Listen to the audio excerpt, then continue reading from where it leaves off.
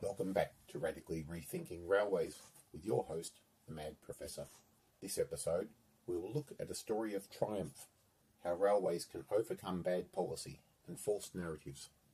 We are building the true story of Australian rail from the scraps of other stories. Viewers who saw the third episode in this series, Accidental Death of a Railway, saw the sad outcome of government action to kill a railway. And in our recent episode, Muddling Through, we looked at how the public policy process determines whether railways succeed or fail, here and overseas. Railways are highly dependent on having an effective public policy process. Unfortunately, in Australia, which your Mad Professor described as a struggling political system, it is really unable to generate effective public policy, except in a few places. One of those places is Western Australia. But even where public policy is strong, false narratives can be planted, and they grow like wildflowers. We start today on the land of the Noongar, in the place that became known as Perth. Other Australians can be very unfamiliar with the Perth rail system, so we will look at it in great detail here. The purpose of this channel is to overcome the false narratives. One common false narrative is that railways do not work in low-density environments. In our previous episode, Are You That Dense?, we looked at how density is not really a thing. Perth is a good example of what people commonly understand as low-density sprawl. While we cannot draw a simple line around Perth or Sydney, it is clear that there are many more people in Sydney than Perth, no matter how we draw that line. Perth, like Sydney, has grown massively since the 1980s. However, unlike Sydney, this has not been directed into medium and high-rise housing. Instead, Perth has been allowed to sprawl. Topography and climate affect the way the city sprawls. Like all Australian cities, Perth has a coastal range, and that helps airborne moisture fall as rain. Otherwise, the city sits on a flat coastal plain, dominated by the Swan River. Because of the immense heat that Perth gets in summer, most people have tried to stay as near the water as possible, and that has given Perth a greatly distorted urban shape, running from as far north as Yanchep and Two Rocks, and running almost continuously south to the regional city of Mandurah.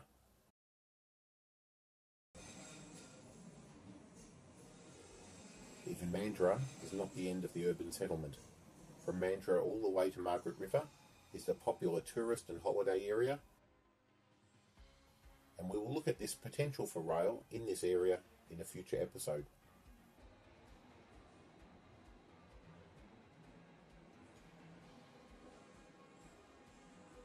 The Perth rail system had a near-death experience, declining ridership, which was not unusual in Australia, but with only 3 lines, the Perth system was very vulnerable. As ridership fell, on the Fremantle line, the Liberal government of Sir Charles Court decided to close it in 1979. The push to save this railway was the largest Australia had ever seen. Closing it was an extremely unpopular decision and was probably among a handful of decisions that saw the end of the Court government. The Burke Labor Party latched on to this unpopular action and undertook to reverse the closure. At the same time, new air-conditioned rail cars called the ADL series were built. Despite their small number, they turned around some of the perceptions about the Perth rail system, introducing air conditioning to suburban trains for the first time. What may surprise viewers is that acquiring them was not a foregone conclusion. Your Mad Professor actually saw the entire government file on the acquisition of these cars. One interesting proposal that was floated at the time was instead to acquire the UK Pacer car, but built for the narrow gauge. This is basically a Leyland bus on rail wheels. You can all be very thankful that this did not take place. Instead, solid groundwork was done within the ministry, and with the support of academics like Peter Newman, to build the case for wiring the railways for electric trains.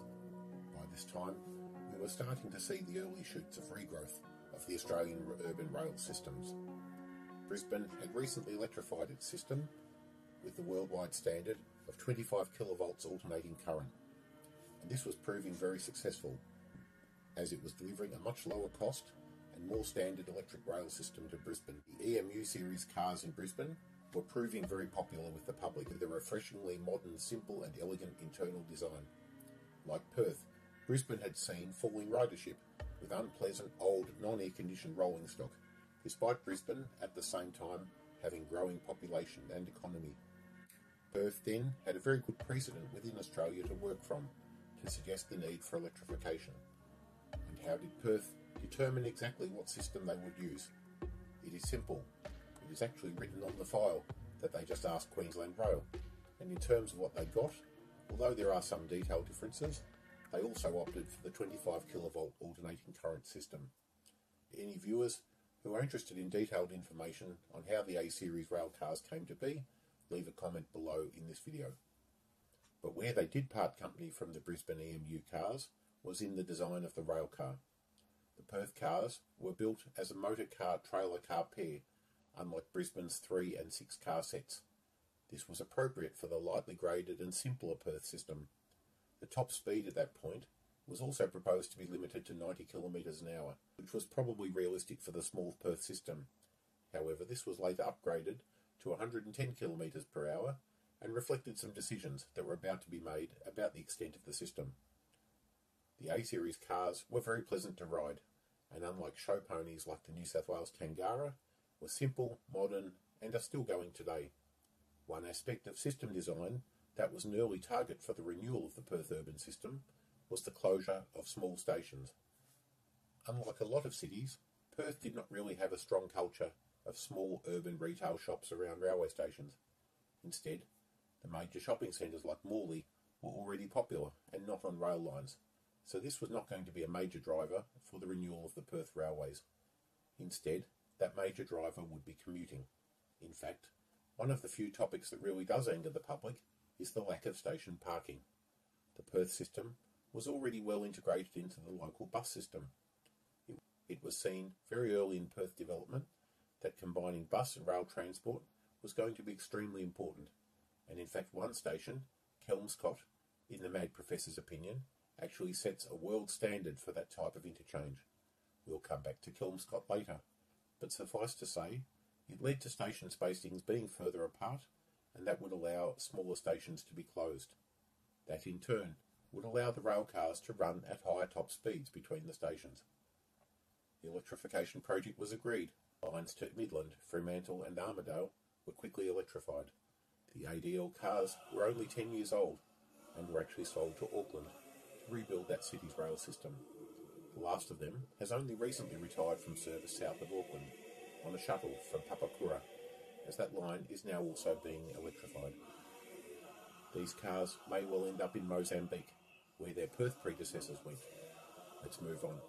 With the electrification proposal in place and work starting, the first major decision that the WA government had to make was to extend the service to the north and the new suburb of Joondalup along the Mitchell Freeway corridor. Another false narrative you'll hear from rail enthusiasts, and they are great at circulating false narratives, is that you shouldn't build a railway down the middle of a freeway. This is obviously rubbish. Perth now has at least 2 of these lines and is building more.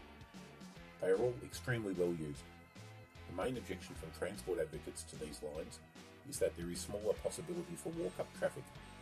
That might be true, although the station at Coburn Central appears to be trying to concentrate some useful urban development around the station and next to the freeway.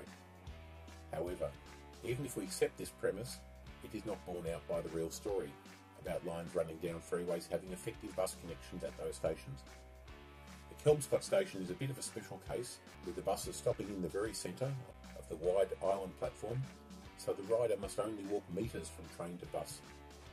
Many of the northern suburb stations were nearly as good, having the bus deck built over the top of the railway station and allowing passengers to seamlessly board and alight the train and travel by escalator up to the bus stop. And with easy bus transfers and frequent bus service, people are able to make quick connections to other destinations, including major universities like Murdoch, hospitals and so on. Though there are objections to having the line run along the freeway, we need to mention that Joondalup station, instead of being built in the middle of the freeway, was built in the new town centre, and the railway diverted from the freeway to the town centre and the major shopping centre which serves the entire region. The line then resumes its northward vector and diverts back to the freeway. First it finished at Currumbine, but has since been extended to Clarkson and then Butler. Today it is being extended further to Yanchep. Design work has been started to have the line go all the way to Two Rocks, and that is really the effective end of Perth urban development at this stage. Because of the commitment to rational policy development, the possibility of a northern line extending well into the bush was canvassed early within the life of the resurrected rail system. It helped that much of the land was held by major investors like Ellenbrook or the Tokyu Corporation, themselves a major rail operator in Tokyo. Having both demonstrated that renewing the rail system with electrification and modern rolling stock, as well as building a line to the north, had massively boosted ridership on the system, the WA government wished to extend the service to the south. Early plans considered a line to South Creek, then Rockingham, then Mandurah, well beyond what was considered Perth's metropolitan area at the time. Richard Court, the son of Sir Charles Court, who had made the big mistake of closing the Fremantle line, had since become the Premier of WA, and there was some evidence he was learning his lesson. He had a couple of reasons to do this. First of all, the bureaucracy continued to develop strong plans for expansion. Second was the rivalry between both sides of the Swan River, and any government that spends too much on one side of the river at the expense of the other will pay the price. The third was that what we now call teals had started to appear on the centre-right of the political spectrum, with socially liberal but economically conservative policies, which are popular in wealthy areas. In Western Australia this was called Liberals for Forest, whose candidates were in favour of stopping all logging of native forest and environmental policies more widely. Court lost office and was replaced by the Labor government of Jeff Gallop. His minister, Alana McTiernan, was an enthusiast and had actually attended Peter Newman's lectures as a student. As minister, it would be her job. The only newspaper in Perth, called the West Australian but known as the Worst, tried to stop the line going through South Perth and made trouble for the Labor government. The false narratives they employed were the silliest you will hear. They promoted Liberal Party nonsense, like that the line would electrocute its riders. The line runs for some distance along the foreshore of the Canning estuary, and salt spray would fry the train. The newspaper even hired former engineers to argue against the line, without revealing these men were Liberal Party hacks. The paper's real motivation was blue ribbon suburbs south of the river, which were strong Liberal areas. They wanted to keep the bus services direct to the city and not let in the riffraff. But the line to Mandurah was delivered on time and on budget, and only $1.6 billion, which was cheap even then. From day one, it was popular. Its ridership has only grown. This was 2-0 on the scoreboard in favour of the rail revival and against the naysayers. Labor, following the good sense of the transport bureaucracy and academics and using practical, low-cost technology, unburdened by the sickness that affected the Sydney and Melbourne railways, had delivered a railway the public wanted, and it showed in the ridership. The Liberals eventually returned under Colin Barnett, and the lessons were starting to make some sense, though progress was slow. They did muck around with other ideas like light rail, not sure whether it was going to Wanneroo, west to Subiaco, or just around the city, or whether a busway would do. They talked down Labor's idea of a line to Ellenbrook, though we will see shortly that was not the end of the matter. Eventually, the Liberals embarked on a line to the airport and beyond to High Wycombe, and a short extension of the northern suburbs line to Butler. The media critics, who so often hound Labor governments, went soft on any idea that the airport line was wasteful, and so it was started. It is not like airport railways have had a smooth ride in this country. Numerous policy stuff-ups in Sydney saw that line fail to deliver much, a tale we will tell in a later episode. And in Brisbane, the so-called air train was criticised as being a train carrying air, not passengers. But the Perth line would be more straightforward, not an add-on like in Sydney or Brisbane, not with a premium fare, and unlike previous Perth lines, this one would be entirely underground. And it could be disguised, to a point, by pointing out it would also help commuters who live beyond the airport, where the Darling Escarpment runs southeast. The Liberals were not around to see it finished. Under Mark McGowan as Labor Premier, it opened in October 2022 and is expected to be very successful as aviation rebounds from the pandemic. In his first term as opposition leader, Mark McGowan had floated a massive expansion of the system. He named Metronet. Again, he was pushing an idea from Peter Newman. That plan he took to the 2018 election had a vast number of lines, circular outer lines, light rail and others. Though he lost that election, he did not give up. Instead, with a slightly scaled back version, he proposed several lines. The first was to extend the Northern Suburbs line to Yanchep, and this is well underway from Butler. The second was an extension of the Thornley branch to Coburn, along the freight railway corridor and connecting at Coburn with the Mandurah service. This will not only provide cross-suburban transport in normal times, but allow Mandurah trains to go directly to the stadium station on the Armidale line on sports days. The third is the line to Ellenbrook.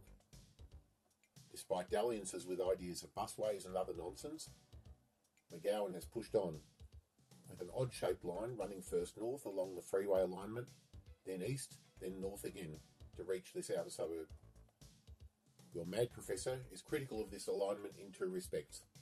First, it missed the major shopping centre at Morley, but takes the easy option of running in the freeway at this point. But more fundamentally, it distorts the easy star topology of the Perth network, which could have been used to provide a route for Armidale trains to continue under the city, Northbridge and out to Morley as the through service. Instead, we have numerous services heading east out of the city, to Midland, Ellenbrook, Airport, Armidale and Thornley, while only Fremantle and Butler go west. That said, your mad professor is still very pleased. For the first time since 1989, it is an existing railway to Byford on the country network being electrified in place, rather than a new line being built. Byford is a country town south of Armidale, though the suburbs will extend there soon enough. In fact, the freight railway to Bunbury does not go this way, but via a special freight line near Rockingham. And this means the current rail track to Byford and Mundijong only sees a few trains a day, worked by these diesel rail cars. It is a shame that the money does not allow full electrification of the line to Mundijong, even if suburban development takes a few years to get there. Finally, a line where even McGowan has gone quiet. Beyond Midland has not been improved since electrification in 1989, though there is some urban development all the way to the escarpment. Currently, a diesel train runs to Northern twice a day, but not stopping at any of these outer settlements like Upper Swan. We will discuss in a future episode how these local services can be very valuable and what might be done with them. One could even see, if the Byford approach was taken, wiring the line in place up to Moochea along the freight line, though of course the Ellenbrook line might be a better option to extend into this area. McGowan's modest ask is for the line to be extended only a kilometre or two to Bellevue. Your mad professor spoke to train staff who said it was the ARTC federally who were blocking the extension, as just past Midland, the line ceases to be controlled by the WA government and is instead controlled by the federal government, who do not want to see either electric wires nor frequent trains. It is possible a parallel set of tracks could be built, but this would add to the expense. So the Labor government has gone quiet on this. Metronet is really just a fourth stage of rail revival, after the original electrification and Northern Suburbs line in the 1990s, and then the Mandurah, Thornley and Clarkson extensions of the next Labor government in the 2000s, and the Liberals lines to Butler and the airport of the following decade. Who knows what a fifth stage might hold? There have been plans, widely canvassed, to build a second northward corridor to East Wanneroo, a line from Mandurah across to Pinjarra on the Bunbury line, a northward circular line, and old favourites such as continuing the circle from Coburn to Fremantle. In a future video, we will look at the proposed Bunbury high-speed rail and your mad professor's thoughts on building a line all the way to Margaret River. And what can we learn from Perth? That rational policy, supported by the bureaucracy and academics, picked up by a sensible government, and delivered when there is money to do so, is is very popular with the public and effective too. The dying rail systems can be revived.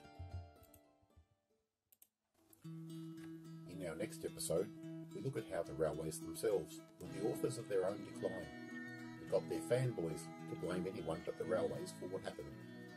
And who would that be? A set of cartoon villains in Who Blamed Roger Rabbit? And remember, if you really want to irritate your rail enthusiast friends, send them a link to this channel. We'll see you then.